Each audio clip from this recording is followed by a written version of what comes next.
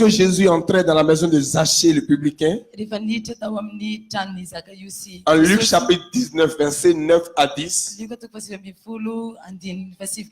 Jésus a dit, le salut est entré aujourd'hui dans cette maison parce que celui-ci est aussi un fils d'Abraham. Car le Fils de l'homme est venu chercher et sauver ce qui était perdu. Pas que vous êtes perdu, non, vous avez une merveilleuse église et je vois une église vraiment plongée dans la sanctification et dans l'adoration.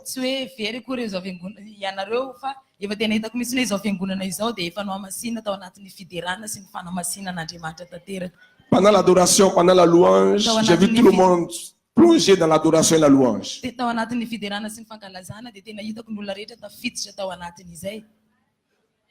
Quand le Saint-Esprit m'a saisi tout à l'heure, il m'a couché par terre, papa, sa femme et tout le monde était à terre. Sans qu'on ne vous le demande. Ça veut dire que vous êtes conduit par le Saint-Esprit.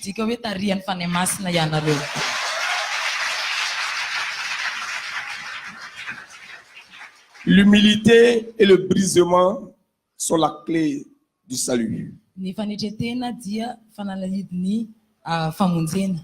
Quand un homme est brisé et sanctifié,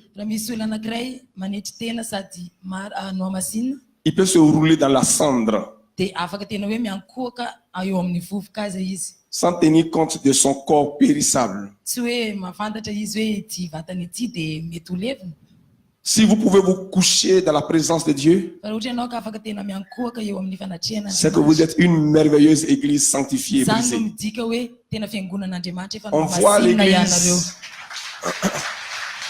On voit l'église que Jésus va venir enlever à travers l'humilité, le brisement et la sanctification. Ceux qui s'attachent au titre ne peuvent pas être par terre. Ceux qui s'attachent à l'argent ne peuvent pas être par terre. Mais Jésus s'est humilié lui-même,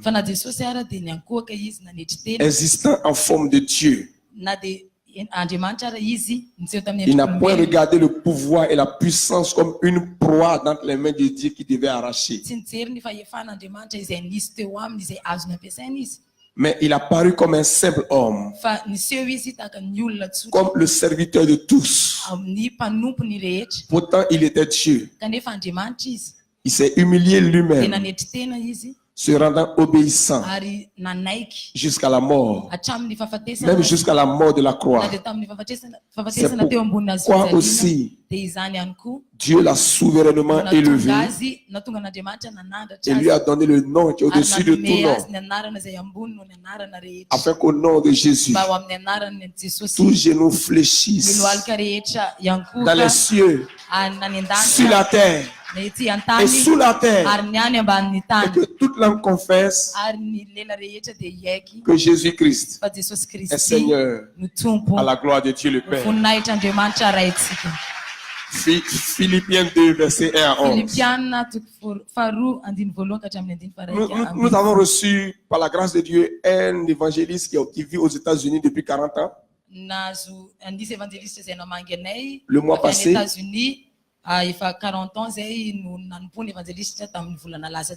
et c'était le jour du baptême de notre nouvelle ou notre nouveau groupe de louanges et d'adoration qu'on a appelé la voix des térébintes. La voix des térébintes. La voix, c'est pas grave. Et ce jour-là, on l'a invité. Il venait d'arriver des États-Unis et il était assis et il nous regardait. J'ai juste parlé en 10 minutes, mais j'étais sous l'onction et l'Esprit nous a conduits dans une adoration. Et bien qu'on était tous bien habillés, mais on était tous dans la poussière. Alors quand il a pris la parole, il était très heureux Parce que en plus de la parole que nous avons donnée en 10 minutes, il a vu un serviteur de Dieu et des serviteurs et des servantes de Dieu dans la poussière. Et il a dit que c'est vraiment une église de Jésus-Christ. Parce qu'aujourd'hui, les gens ne peuvent plus se coucher. On les adore plutôt. Mais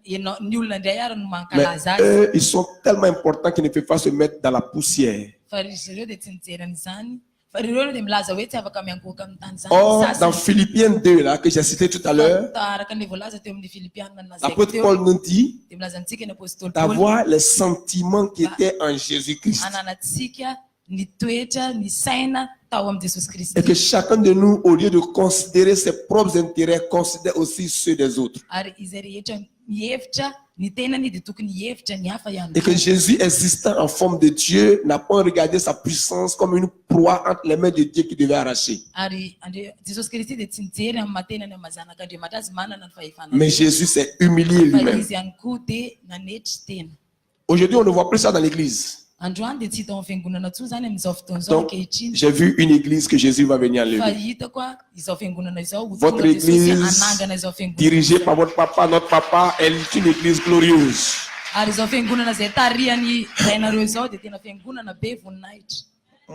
Moi, j'ai un appareil à moi pour détecter la présence de Dieu dans une église.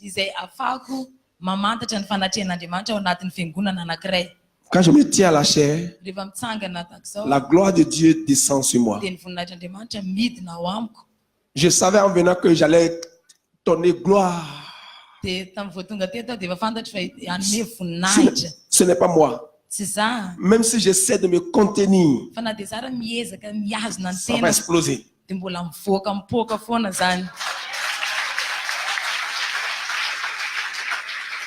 Mais si je vais dans une église où l'atmosphère est très lourde, chargée, rien ne se manifeste, et je sors, Dieu est présent ici.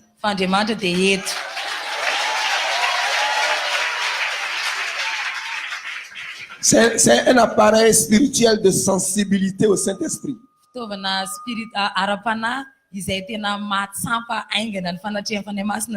Dans tous les appareils électroménagers, il y a un instrument qu'on appelle la résistance et la sensibilité.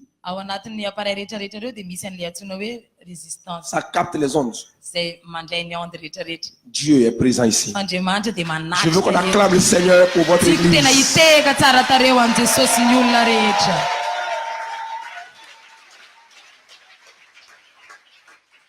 La terre de Madagascar est bénie. Je l'ai dit au prophète Jérémie dans l'avion. Peut-être que vous ne le savez pas. Parce que en plus d'être docteur, j'ai un don prophétique de révélation profonde des mystères de Dieu.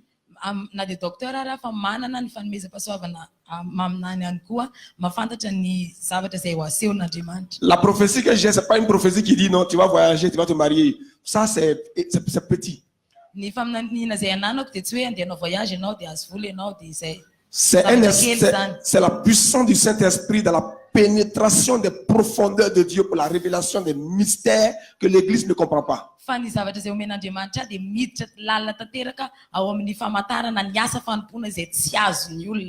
J'étais dans l'avion et lorsque nous sommes arrivés à un certain niveau d'altitude, quand j'ai perçu votre pays, j'ai pris mon portable pour filmer. À travers les reliefs, collines, montagnes, vallées, j'ai sondé l'état d'âme des gens de Madagascar.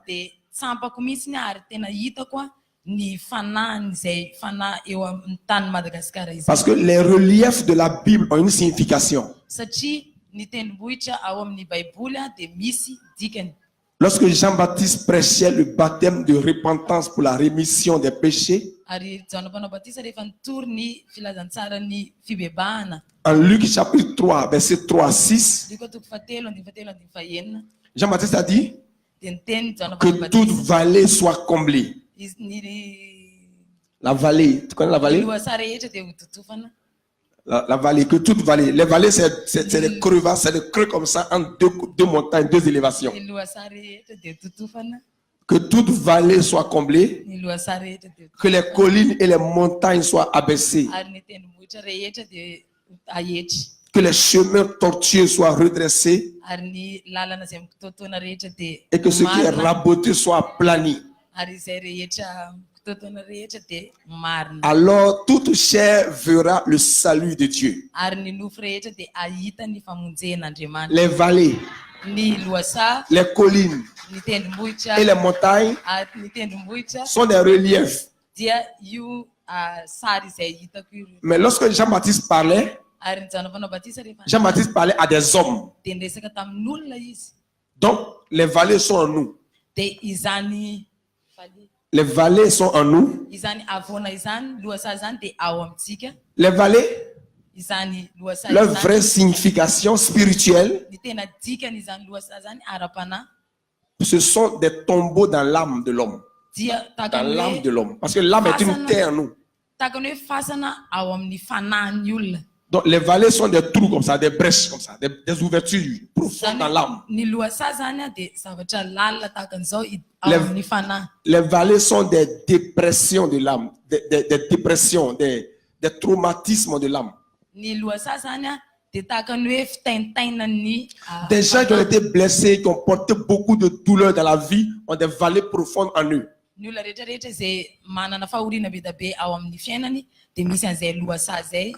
Quand j'ai vu le relief de Madagascar, j'ai vu un peuple qui a connu beaucoup de souffrances. Un peuple qui est blessé, qui est éprouvé, qui a beaucoup de dépression dans son cœur. Ce peuple a besoin encore et encore de Jésus. Et chacune et chacun d'entre vous a une mission pour que tout ce pays soit gagné.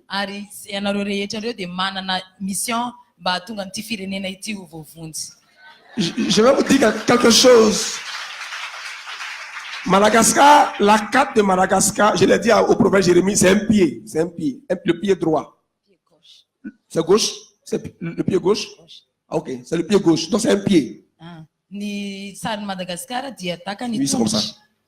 C'est le pied gauche, c'est ça. C'est le pied gauche. Donc c'est un pied. Dans la Bible, le pied est la partie principale de l'être humain. En Jean chapitre 13, verset 1 à 17. Jean 13, verset 1 à 17. Lors de la Sainte Seine, Jésus a lavé les pieds des apôtres. Et en lavant les pieds, quand il est arrivé au niveau de l'apôtre Pierre, l'apôtre Pierre a dit, toi Seigneur, tu me laves les pieds. Et Jésus a dit à Pierre, si je ne te lave, tu n'auras point de part avec moi. Et Jésus a dit, et Pierre a dit à Jésus, non seulement Seigneur les pieds, mais encore les mains et la tête. Et Jésus a dit à Pierre, non, non pas les mains et la tête. Car celui qui est lavé n'a besoin que de laver ses pieds pour être entièrement pur. Donc Jésus dit que si les pieds sont lavés, c'est tout l'être qui est lavé. Ça veut dire que tout l'être humain est centré dans les pieds.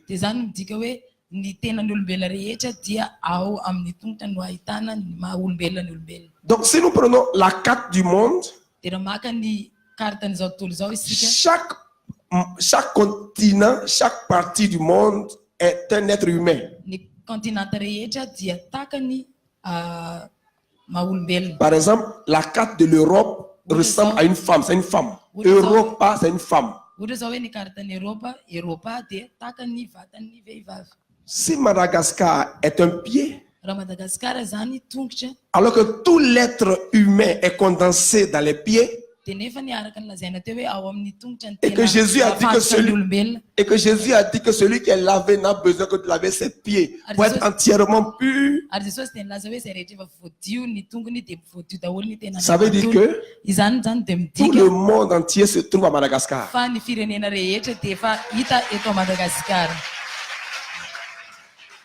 Madagascar est donc en réalité l'échantillon du monde entier. J'avais dit à Abidjan que lorsque j'ai vu la carte de Madagascar, je n'avais jamais fait attention. Mais le Saint-Esprit, avant que je ne vienne, m'a ouvert les yeux. Quand j'ai vu la carte de Madagascar, j'ai dit là-bas que c'est ici que le monde, c'est-à-dire que pour créer les autres continents, Dieu a fait un test, il a créé un échantillon. Parce que tout créateur, avant de créer plus la chose en grand nombre, crée d'abord un échantillon, un modèle.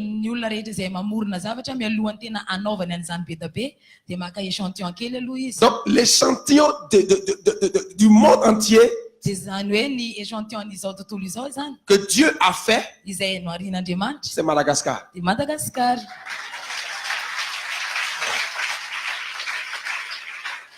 C'est pourquoi c'est un pays africain, mais sorti de l'Afrique, qui est en fait la synthèse des Africains, des Asiatiques, des Européens et des Américains. Parce que l'Amérique même, c'est un continent qui a été créé par nous tous. Donc l'échantillon ou le modèle ou le modus ou le paradigme, c'est pas grave, fais l'échantillon du monde entier, c'est Madagascar. Acclamez, acclamez. Non, je ne le dis pas pour vous flatter. Mais c'est parce que Jésus a dit que celui qui est lavé n'a besoin que de laver ses pieds pour être entièrement pur. Les Chinois font en médecine l'acupuncture.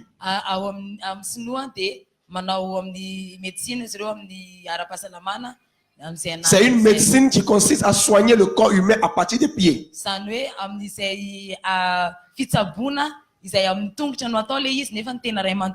Parce que les Asiatiques savent que le corps, l'être humain est dans les pieds.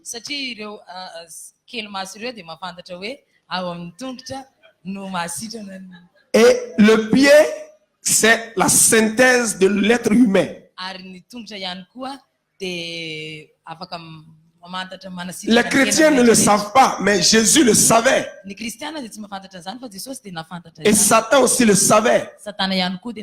C'est pourquoi dans Genèse 3, verset 1 à 20, précisément au verset 15, dans ce qu'on appelle la guerre des postérités, c'est-à-dire la guerre entre le diable et sa postérité et l'humanité et sa postérité à travers la femme.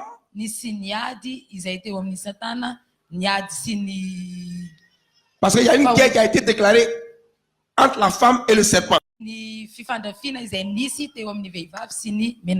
La première femme, Ève, elle symbolise l'humanité, la mère de tous les vivants, l'humanité. Dans cette guerre déclarée entre le serpent, sa postérité, la femme, l'humanité, sa postérité,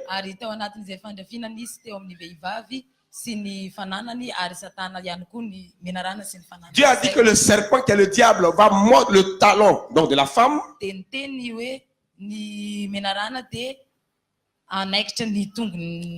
Donc le diable attaque par les pieds. Et si la femme, elle s'affranchit, elle écrase la tête du serpent. Donc si l'humanité s'affranchit, l'humanité écrase la tête du diable, du serpent.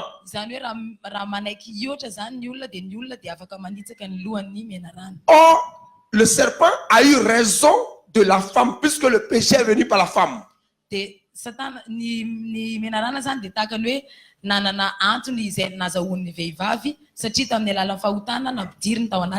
L'apôtre Paul dit dans 2 Corinthiens 11, verset 1 à 3. Oh, si vous pouvez supporter de ma part un peu de folie parce que je suis jaloux de vous, comme d'une jalousie de Dieu. Oh, si vous pouvez supporter de ma part un peu de folie, car je suis jaloux de vous d'une jalousie de Dieu parce que, je résume, et puis toi tu vas synthétiser.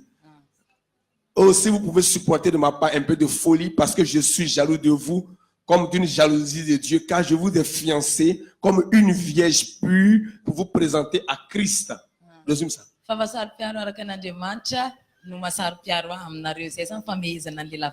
Toutefois, il parle à l'église. Paul parle à l'église. De même que Satan séduisit Ève par sa ruse, je crains, et Paul dit à l'église, je crains que vous, église, vos pensées ne se corrompent et ne se détournent de Christ.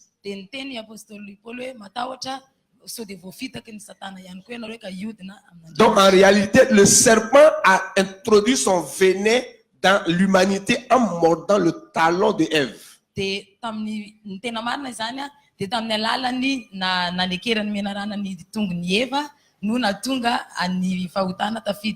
Donc depuis l'histoire du péché, c'est comme si l'humanité qui a été mordue au talon par le serpent boitait, comme ça, boitait, à la recherche de son médicament. C'est pourquoi Jésus, le médecin, est venu pour laver les pieds. En lavant les pieds, Jésus est en train d'enlever le venin du serpent.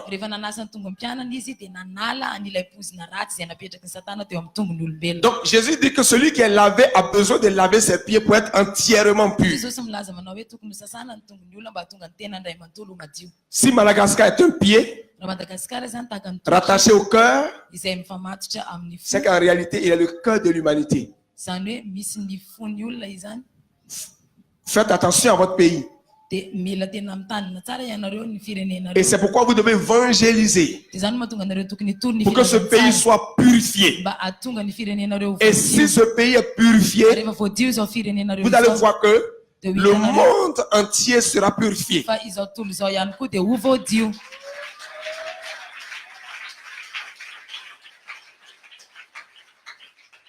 Satan, c'est ça.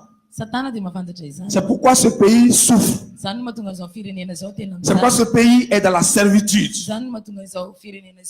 C'est pourquoi malgré toutes les richesses, on m'a dit hier que toutes les pierres précieuses qui sont dans Apocalypse 21, le chrysolite, l'escarboucle, l'émeraude, le cuivre, le diamant, tout est d'abord sous sol.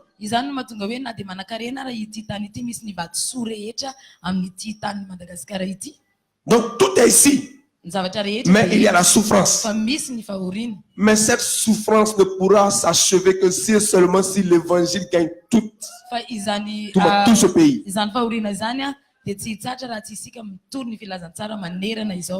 En Genèse 1, verset 1 à 5, il est écrit ceci.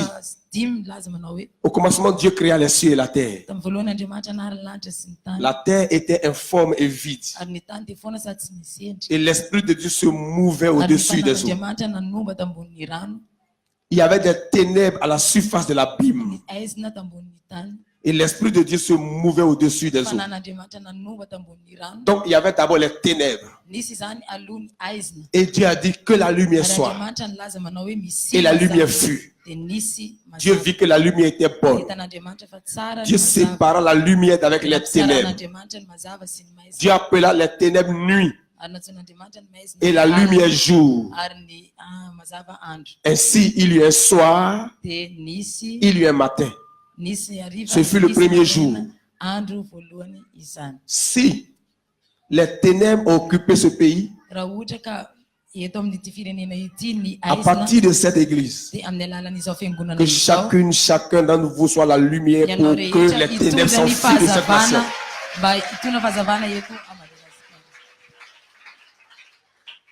J'ai dit au prophète Jérémie, nous sommes venus aujourd'hui, mais on va venir souvent ici. Moi,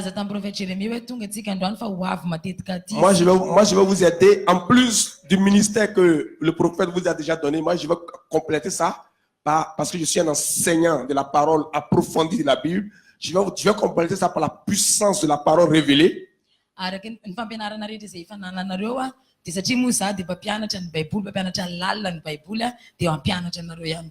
Pour que vous soyez complet. Et on va faire une caravane d'évangélisation de tout Madagascar.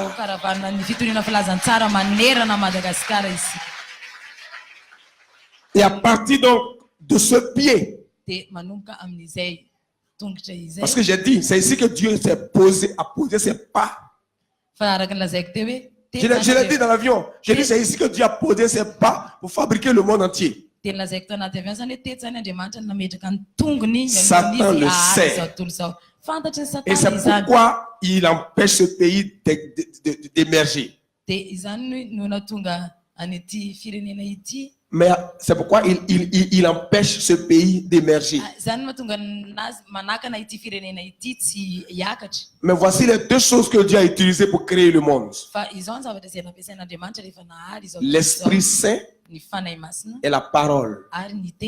Dieu est esprit. Et Dieu a dit.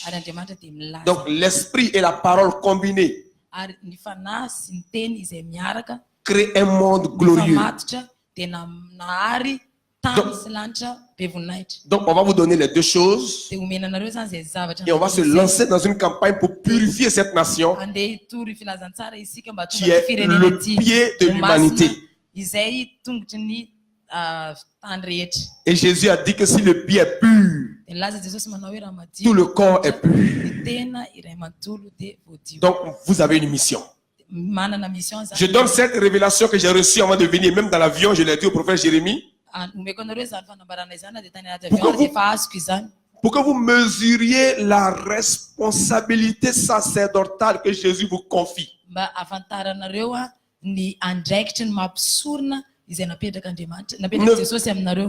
Ne venez plus vous asseoir ici parce que vous voulez avoir l'argent, vous voulez vous marier, vous voulez voyager. Venez vous asseoir ici parce que vous voulez changer le monde entier à partir du changement de Madagascar.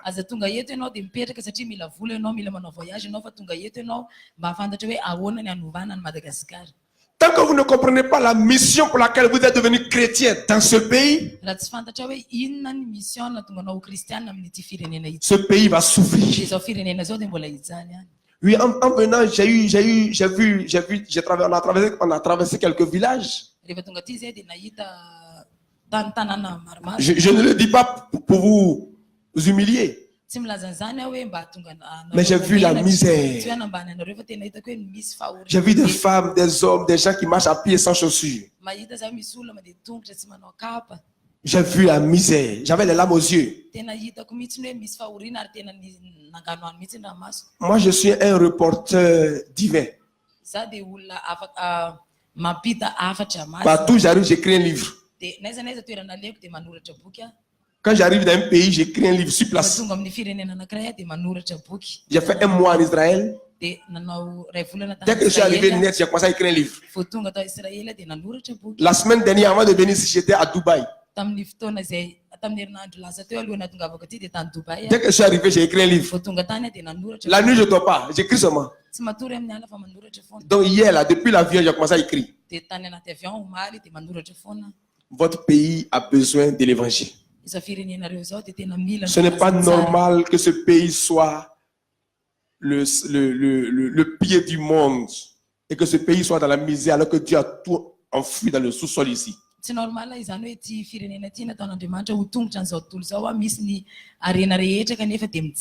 Mais aucune lutte politique, aucune marche, vous allez marcher dans les rues, ça ne changera rien. C'est pas l'évangile avec le Saint-Esprit et la parole de Dieu qu'on pourra transformer le monde. Donc si vous n'avez pas encore compris la mission pour laquelle vous êtes dans cette église, je suis en train de prophétiser. Ça, je ne suis pas dans le ministère du docteur. Le Saint-Esprit est en train de me dire de vous éveiller, de vous réveiller de votre sommeil.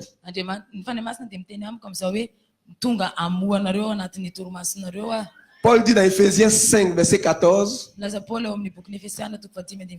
réveille-toi, toi qui dors. Relève-toi d'entre les morts Et Christ t'éclairera.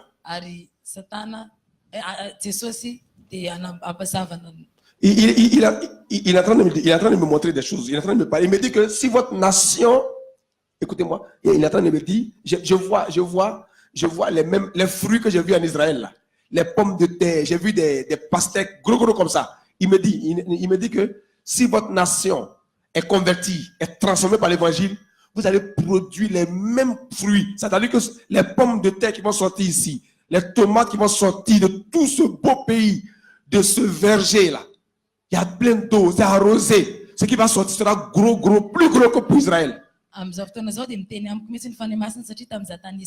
vois ça, je vois les fruits là, je vois ça. Je vois les fruits là, je vois les tomates, je vois les oranges, je vois plein de choses sortir ici. Et écoutez-moi, j'ai la capacité de vous aider à changer cette terre.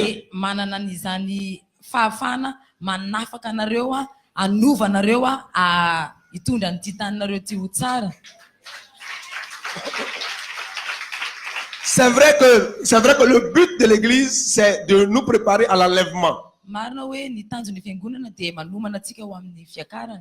la bonne nouvelle de Jésus-Christ donne de l'espérance aux eaux desséchées. Le cahier de charge missionnaire de Jésus, quand Jésus venait sur la terre, la mission que Dieu lui a confiée pour les hommes est résumée dans Isaïe 61, verset 1 à 3. 61, verset 1 à 3. C'est écrit ceci. L'Esprit du Seigneur l'Éternel est sur moi,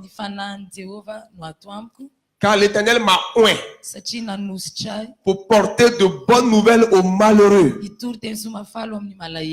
Il m'a envoyé pour guérir ceux qui ont le cœur brisé et pour proclamer aux captifs la liberté,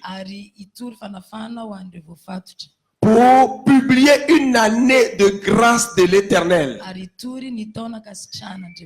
un jour de vengeance de notre Dieu, pour consoler tous les affligés, pour accorder aux affligés de Sion, de Jérusalem, pour accorder aux affligés de Sion, pour leur donner un diadème au lieu de la cendre, une huile de joie au lieu du deuil, un vêtement de louange au lieu d'un esprit abattu, afin qu'on les appelle des térébintes de la justice. Les térébintes sont des arbres qui sont en Israël qui symbolisent la justice. Parce que chaque arbre symbolise quelque chose. Les térébintes sont des arbres en Israël, en Orient, qui symbolisent la justice.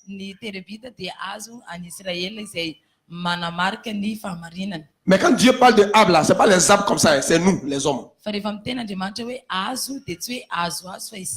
veut qu'on soit un peuple de justice.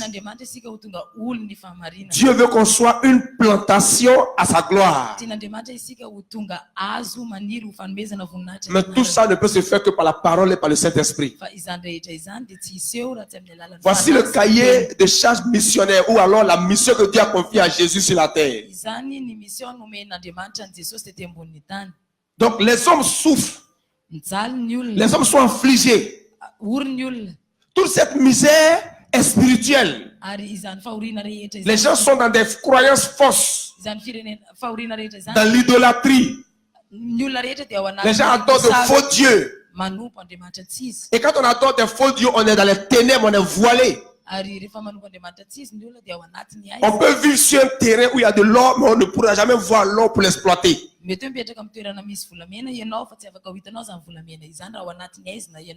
Donc Jésus est venu aussi pour qu'on puisse transformer notre monde. Jésus est venu pour que les affligés soient consolés. Pour que les captifs, les prisonniers spirituels soient libérés. Jésus est venu pour que ceux qui sont revêtus de vêtements noirs, de vêtements de deuil, de vêtements de mort, revêtent un vêtement de joie et d'allégresse. Donc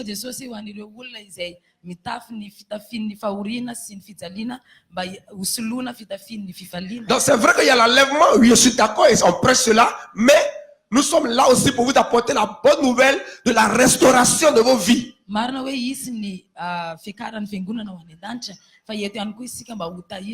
C'est pas l'évangile d'argent, hein? Mais quand on dit évangile de prospérité, moi je suis d'accord, l'évangile rend prospère. Parce qu'en français, être prospère, si vous prenez un dictionnaire, vous verrez qu'on dit être prospère, c'est être heureux. Ta présence que j'aime, oh que j'aime.